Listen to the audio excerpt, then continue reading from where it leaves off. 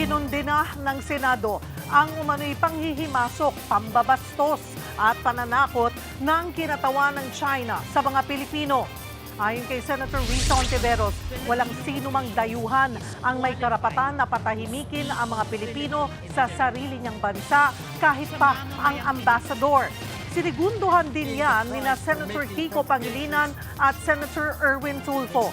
Matatanda ang binanatan ng Chinese Embassy ang paninira umano ni PCG spokesperson Jay Tariela kay Chinese President Xi Jinping. Maging ang pambabatikos umano ni Hontiveros sa embahada ng China. This is the Philippines, and we are in a democracy.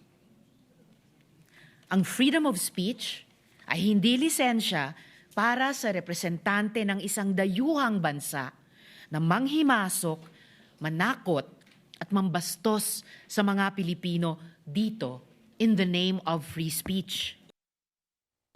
Mga kapatid, Cheryl Hosing po, maging maalam at may pakialam sa mga napapanahong issue at headlines. Mag-follow at mag-subscribe na sa social media pages ng News 5.